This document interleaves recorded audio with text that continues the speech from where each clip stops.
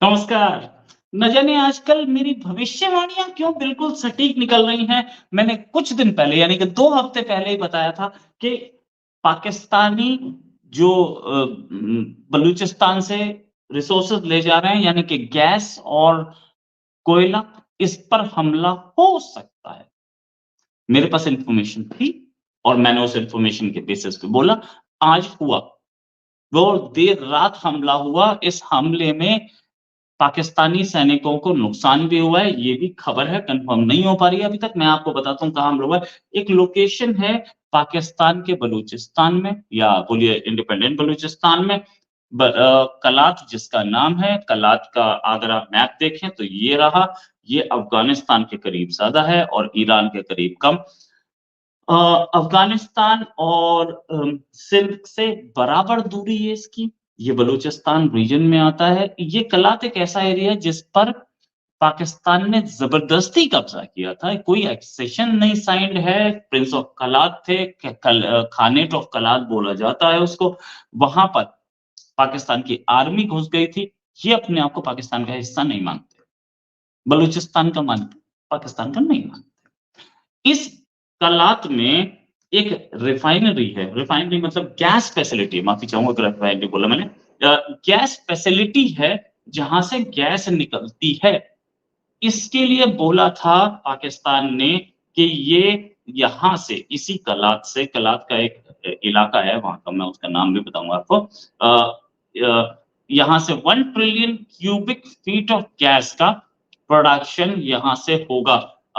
Exact location इसकी है इस इस्कलकू। अब वहाँ मैंने अगर नाम गलत बोला हो तो मुझे माफ़ कीजिएगा। इस्कलकू एरिया है जहाँ पर ये गैस फैसिलिटी है। इस गैस फैसिलिटी तक जाने तक के लिए कई चेक पोस्ट बने हैं। फ्रंटियर के भी फ्रंटियर कोर के भी और पाकिस्तानी आर्मी के भी। बलूच फ्रीडम फाइटर्स ने करीब 30 से 50 की संख्या में बलूच फ्रीडम फाइटर्स आए, हेवी इक्विपमेंट के साथ। हेवी इक्विपमेंट के साथ मतलब उनके पास रॉकेट लॉन्चर्स थे, उनके पास AK-47 थी और उनके पास दूसरे मिसाइल्स जो कुछ भी चाहिए होता है वो था। और उससे आकर के उन्होंने हमला किया। पाकिस्तानी ज़्यादातर आर्मी के लोग छोड़ के भाग गए इलाके को। क्यों छोड़ के भाग गए? उनके पास द 2 ही ऑप्शन थे, या तो लड़ के मर लो या चले जाओ, तो वो छोड़ के भाग गए। कई चेक पोस्ट पर फ्रीडम फाइटर्स ने अपना कब्जा कर लिया, बलूच फ्रीडम फाइटर्स ने अपना कब्जा कर लिया। इनका एक्चुअल जो वो था, जो टारगेट था वो यही पाकिस्तान पेट्रोलियम लिमिटेड की ये जो फैसिलिटी है, जहाँ से गैस निकलती है, वही टारगेट थी। और ये इस पर कब्जा करने के इरादे से तो आए थे, लेकिन अब तक खबर नहीं है कि कब्जा हुआ कि नहीं।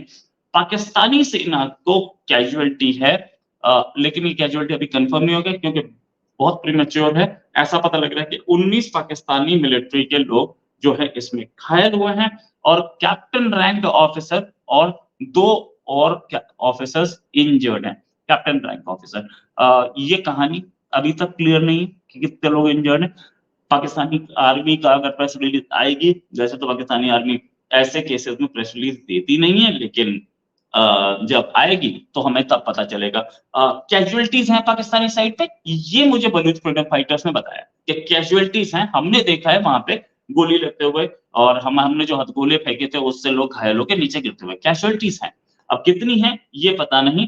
पाकिस्तानी मिलिट्री के चेक पोस्ट करीब 4 से 5 पोस्ट के बारे में पता लग रहा है कि उन पे बलूच फ्रीडम फाइटर जाके बैठ गए। बैठे नहीं, आगे हमले की तैयारी, उन पे कब्जा करके आगे हमले की तैयारी। उन पे कब्जा करने का मकसद क्या होता है कि पाकिस्तानी आर्मी का जो एम्युनिशन वहाँ पड़ा है वो अपने हाथ में आ जाएगा तो हम लोग और फ़ोर्स से लड़ेंगे। यस, पाकिस्तानी आर्मी का एम्युनिशन, पाकिस्तानी आर्मी के हथियार, पाकिस्तानी आर्मी के वो जो बलूच फ्रीडम फाइटर्स के को मारने के लिए थे उन्होंने, वो सारा कब्ज़े में आ चुका है बलूच फ्रीडम फाइटर्स के। अच्छा, एक और बड़ा ब्लो ये है कि पाकिस्तान बोलता था कि पाकिस्तान पेट्रोलियम लिमिटेड की इसको कुल फैसिलिटी से हम 1 trillion cubic feet of gas हम निकालेंगे। तो मैंने आपको पहले ही बताया था कि ऐसी कोई भी फैसिलिटी होगी तो उस पर बलूच फ्रीडम फाइटर्स हमला ज़रूर करेंगे। ये एक प्रॉब्लम। अच्छा, इससे पहले भी मैंने आपको खबरें दी हैं कि ये जो पाइपलाइन्स जा रही थी पंजाब की ओर या सिंध की ओर, उन पे ब्लास्ट किया गया था। अब की बार फैसिलिटी पे हमला है, तो कुछ दिन के लिए तो ये गैस रुक गई। सच बात ये है। कुछ दिन के लिए गैस रुक गई, गैस की प्रॉब्लम आएगी पंजाब में, तो पंजाब में प्रोटेस्ट पड़ेगा। ये एक और मिशन बलूच फ्रीडम फाइटर्स का। बलूच फ्रीडम फाइटर्स ये भी बोलते हैं कि ये हमारे वसाइल हैं, ये हमारे लोग हैं, ये हमारे रिसोर्सेज़ हैं और हमारे लोगों को परेशान किया जा रहा है हमारे रिसोर्सेज़ के लिए। हम अपने रिसोर्सेज़ को तो नहीं जाने देंगे, जो आएगा उसको जला देंगे। इससे पहले इन्होंने कुछ ट्रक्स भी जलाए थे, कुछ गैस पाइपलाइन्स में भी विस्फोट किया था।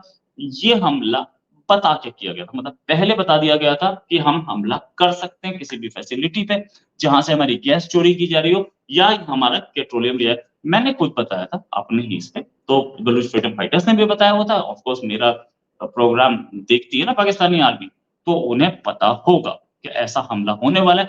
फिर भी पाकिस्तानी आर्मी नहीं रोक पाई इसको। ये बड़ी फेलियर है आईएसआई की as well as Pakistani army की। अब बात करते हैं कि इस पूरी फैसिलिटी से, इस पूरे हमले से पता क्या लगता है? इस हमले से ये पता लगता है कि बलूच फ्रीडम फाइटर्स कहाँ तक अंदर तक जा सकते हैं। उन्होंने जाके एक मतलब पेट्रोलियम फैसिलिटी, कहीं पे कोई पेट्रोलियम फैसिलिटी हो या गैस फैसिलिटी हो, उस पर हमला करना बड़ी बात होती है क्योंकि उसके चारों ओर फ्रंटियर कोर होगी, उसके चारों ओर आर्मी होगी और आपके पास इतने रिसोर्स, उनके पास तो टैंक भी है, उनके पास तो बख्तर गाड़ी भी है। अगर आप उस पर हमला कर देते हो, तो ये सोचिए कि पाकिस्तानी आर्मी के हौसले कितने पस्त हैं और बलूच फ्रीडम फाइटर्स के हौसले कितने बुलंद हैं। दूसरी चीज़ ये पता लगती है कि कितने कोऑर्डिनेटेड अटैक्स हो रहे हैं बलूच फ्रीडम फाइटर्स की तरफ से कि चेक पोस्ट खाली हो गए, चेक पोस्ट पे कब्जा कर लिया गया, सामने आर्मी ज़्यादा है, क्योंकि ऐसा तो नहीं है कि एक आइसोलेटेड चेक पोस्ट था, 5-6 चेक पोस्ट थे जिसमें से 3 से 4 के ऊपर इन्होंने कब्जा कर लिया। हर एक पे 5 भी आर्मी के ऑफिसर्स थे, आर्मी के लोग थे। 5 चेक पोस्ट पे 5 से ज़्यादा तो होने नहीं चाहिए। 5 से 10 के बीच में हो सकते हैं। हाँ, या मैं माफ़ी चाहूँगा, 10 तक रहे होंगे। 5 मान लेते हैं, 5 इंटू 5 25 तो यहीं थे। बलूच फ्रीडम फाइटर्स कितने 30 से 50। तो आर्मी के पास तो बेटर वेपन्स होते हैं, आर्मी फॉरेन के वेपन्स खरीद लेती है। ये बलूच फ्रीडम फाइटर्स तो अपना कहीं से लोकल कुछ बनाते हैं, कहीं से पुराना माल मिल गया वो यूज़ कर लिया। दूसरी चीज़, ये एक एक एक रोड जो जा रही है, उस पर जो चेक पोस्ट है, उनकी बात कर रहा हूँ। अगर आप पेट्रोलियम फैसिलिटी के अंदर देखें, तो वहाँ करीब 100 के आस-पास लोग होंगे और उसमें से 50 के आस-पास तो आर्मी के ही होंगे। हेवी इक्विपमेंट भी होगा और उन्हें पता है कि इधर हमला हो सकता है। उन्हें ये भी पता है कि ये बलूचिस्तान है, तो उन्होंने रखे होंगे लेटेस्ट वेपन्स। इसके साथ-साथ बलूचिस्तान के अंदर हमले होते रहे हैं, हिस्ट्री है, सुई गैस पे भी हुआ, इससे पहले ग्वादर में 50 हमले हुए, तो इतनी सिक्योरिटी प्रेज़ेंस और ये जो गैस है, इस वाइन में कुछ चाइनीज़ भी काम कर जाते-आते रहते थे, काम करते थे कि नहीं ये नहीं पता, जाते-आते रहते थे। ये कहानी भी पता है हमें, तो इस फैसिलिटी पे पाकिस्तानी आर्मी की प्रेज़ेंस तो रही होगी। सीपीसी का पार्ट है ये कि नहीं, मुझे इतना भी जानकारी नहीं है इस पे अभी, क्योंकि ये बहुत प्रीमेच्योर है। अभी ज़रा-सी इन्फॉर्मेशन आई है इसकी। लेकिन मैं ये ज़रूर बताऊँगा कि ये जो है गैस प्रोजेक्ट, ये पाकिस्तानी सरकार का है, पाकिस्तानी गवर्नमेंट का है। पाकिस्तानी गवर्नमेंट अपनी फैसिलिटीज़ को इस समय बलूच लिबरेशन आर्मी के या बीएलएफ के, अभी तक ये नहीं पता है कि किसने किया। बीएलए या बीएलएफ दोनों में से कोई एक होगी। चांसेस बहुत ज़्यादा है कि बीएलए की मजीद ब्रिगेड ने ये काम किया हो, लेकिन फिर भी मैं स्पेकुलेशंस पे नहीं जाना चाहता। जैसे ही होगा जल्दी खबर आपके पास आ जाएगी, मैं भी आपको बताऊँगा। लेकिन इस फैसिलिटी को जब पता था पाकिस्तान की बलूचिस्तान को, पाकिस्तान की गवर्नमेंट को कि बलूचिस्तान में हमला हो सकता है, फैसिलिटी पे हो सकता है, तो इस पर सिक्योरिटी क्यों नहीं थी? और सिक्योरिटी थी, तो क्या वो पाकिस्तानी आर्मी छोड़कर भाग गई? डेवलपिंग स्टोरी है, इस स्टोरी पे और डिटेल्स आएँगी, मैं आपको ज़रूर बताऊँगा। अभी के लिए नमस्कार, धन्यवाद, जय हिंद।